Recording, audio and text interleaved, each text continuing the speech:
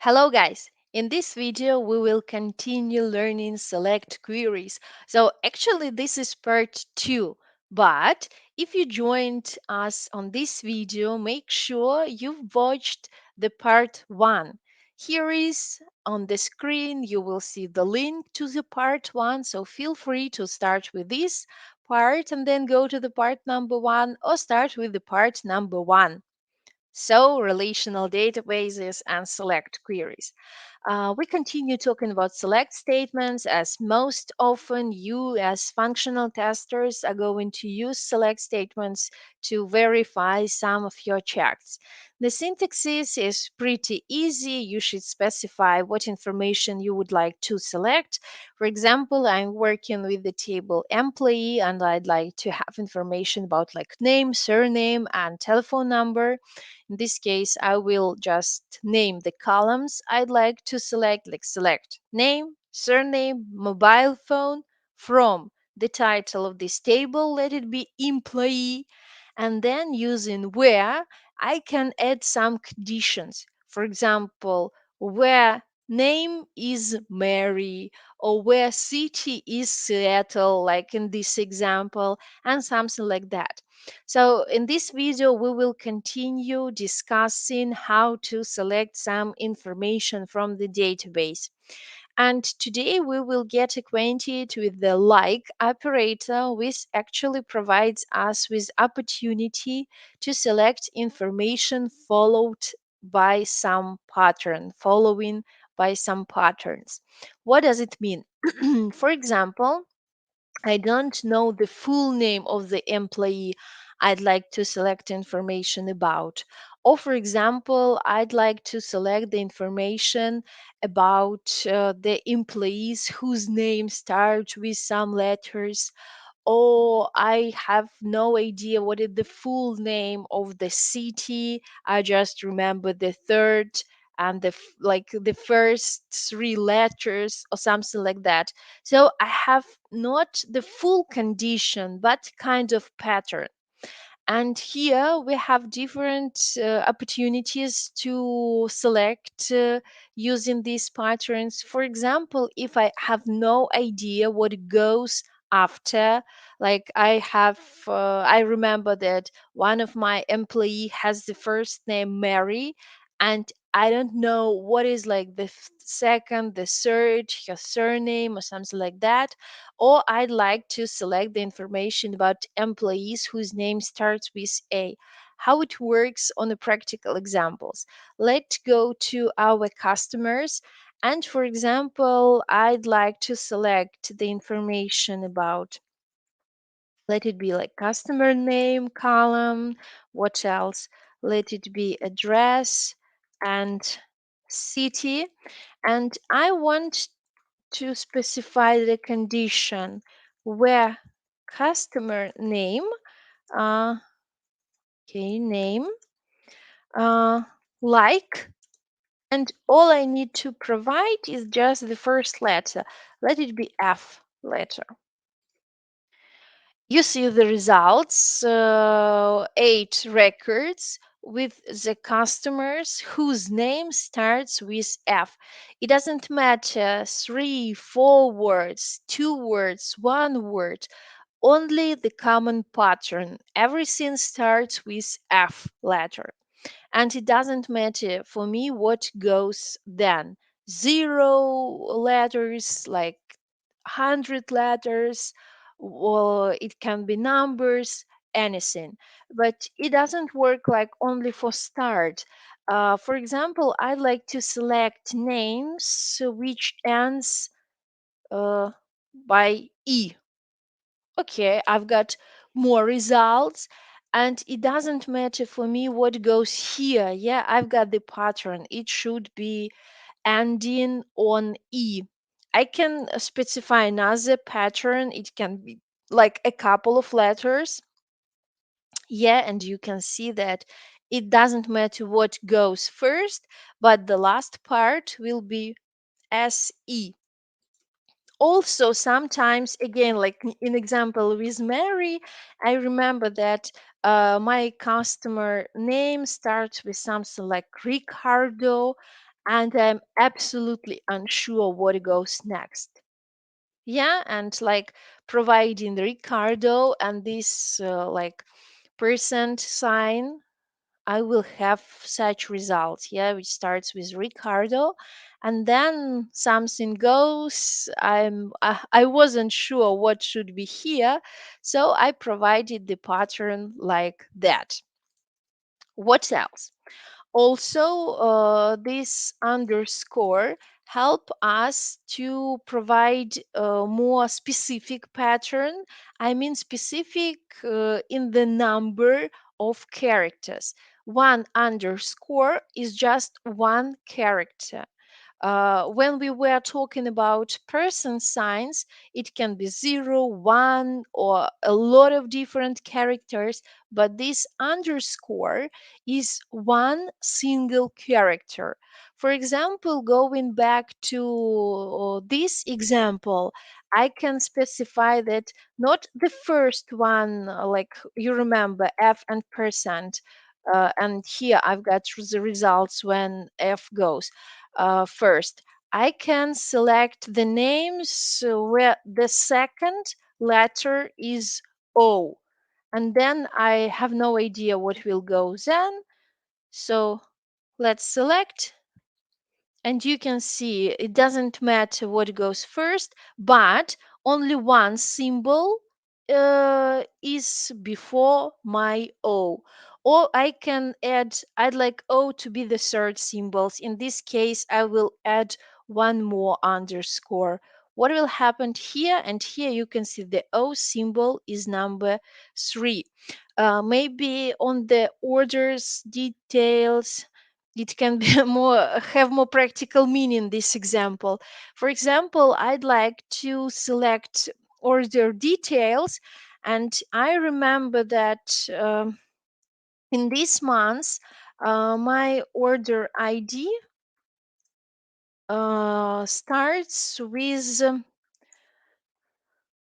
okay, what it can be, let it be uh, 1042, and then you can see that order ID has only 5 symbols, so only one symbol left. In this case, I'd like to select information about this month's orders, yeah, and I know that they start with these 4 symbols, and this last one symbol actually doesn't matter to me. And if I will run this query, yeah, I will have the results with all of these results will start with 1042, and then the last one character will vary from the query into query. Okay, also this operator provides us with opportunity to select something that is out of our pattern, that doesn't follow this pattern. For example, let's go to the suppliers table, and you see that there are a lot of different cities here, and some of these cities like New Orleans or what else, Ann Arbor are like consists of two different words. What can be done in this case? And I'd like to select only the cities which are one word cities. So I should avoid the pattern where city like 2 words. What will I do? I will provide where the following condition. I will provide the following condition where city not like, and here is a very interesting way to use this person sign. Actually, if the person sign stands apart, like it's divided with spaces, it stands for one word. So I'd like to select the information from suppliers, but with the city not like these 2 words. If I will run SQL, you can see query, yeah, you can see that there are only the cities which consists of one word. Yeah, let's continue. Also, it's very important you understand the idea how can you select the rows with null parameter. Because if you will try to set the condition like where column uh, the sign of equal and in quotation marks word null, the system will look for the feeling like null, like this is the word. But you remember that null stands for something empty. It's not zero. For example, where the price is null, it doesn't mean that the price is zero. It means that the price is unknown. This row, this column is not filled.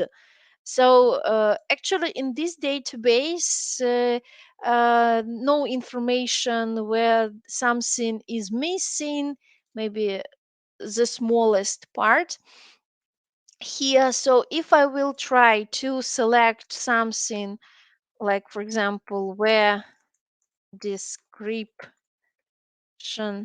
is null, I won't have any results. Here you can see that all the description is filled, but I'd like you to pay attention to the fact that you cannot search for the information like that where description is null, because the system will look particularly in this word, yeah, in the description field, not the null, like the that something is unknown is not filled, yeah, but for this specific word.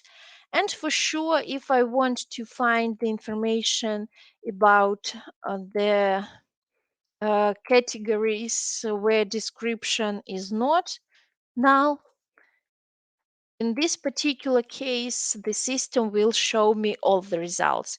This operator, when you would like to find something that is null, very useful if you want to find some information to be filled. Yeah. One more important point is that you can provide several parameters. Yeah, it's no need to select only one parameters. For example, let's go to the suppliers and let's imagine I'd like to select information about my suppliers where the country is USA and for some specific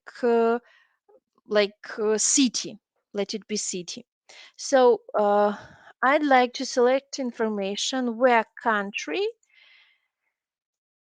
let it be USA, and I'd like the system also show me more specific results where the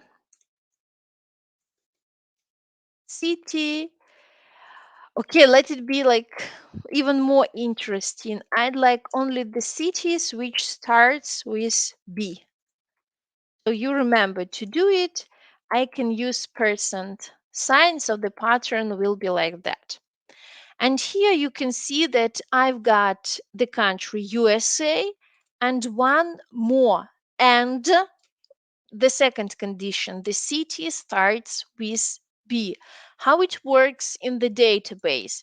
When the queries is executed by the system starts with checking the first parameter. So it goes like to the each row and I don't know, ask this row, yeah, is the country USA? Is the country USA? If the answer is yes, then the system check the second parameter. Is the city like starting with B? If the answer is yes as well, these results are going to be shown. If the answer to this part is no, the system just skips. But if the answer is no for the very first parameter, the system is not going and check the second one. Yeah, it saves time because I need both of these parameters, this and this. But what will happen if I will replace and to or? This or operator help us to select some parameters and I don't need both of them. I just want the country be USA or the city starts with B. If I will run this SQL, you will see that the system selected me all the information about the suppliers whose country is USA. Now there is one, two, three, four records, and also the information where city starts with B, and this is Berlin in Germany. How it works? The system goes to this first parameter and the second parameter like separately. If the system answers no to this parameter, the system will still go and check city, because I'd like having like them separately. uh, Everything will suits me if the country is USA or the city starts with B. They are like quite separate conditions. So the system will check this or this, and both of these are going to be shown here for me. What else can do we? Also, that's a very, very interesting operator, which provides us with opportunity to change the results in the final column according to some condition. What does it mean? For example, I have different average marks from my students, and for the students who has like great average mark, I'd like to show the results very good student. And for the students whose performance is not so good, I'd like show in the resulting column you can do better. And for the student who had really bad performance, I'd like to show the results like, okay, you need something to do with that, or something like that.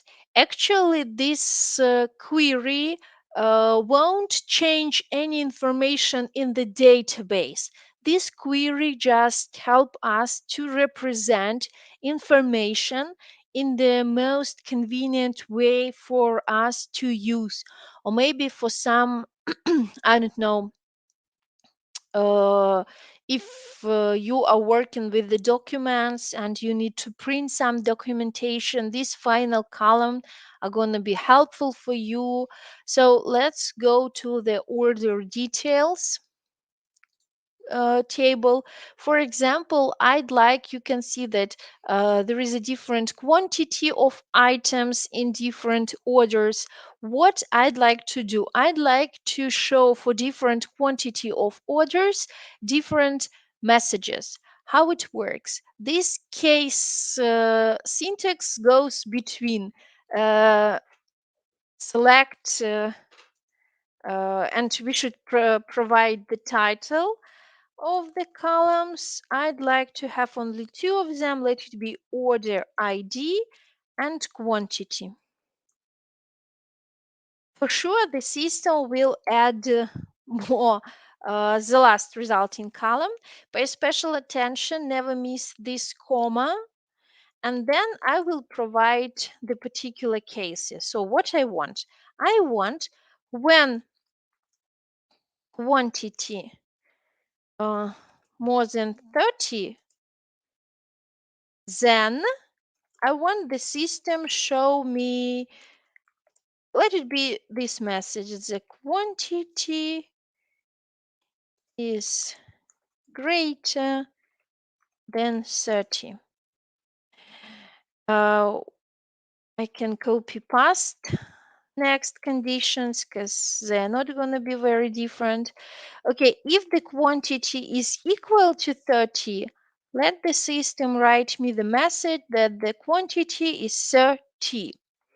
In all other cases, I shouldn't specify like all the condition. I can write else. So for all other cases, I'd like the system will provide me with the information. So the quantity is under 30, less than 30, but let it be is under 30. Then I should put and. That's going to be my final result. And then from what table?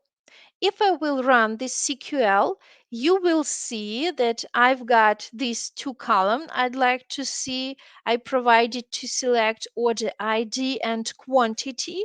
And the last column, the system analyzes the number of order and specify, is it greater than 30? Is it under than 30?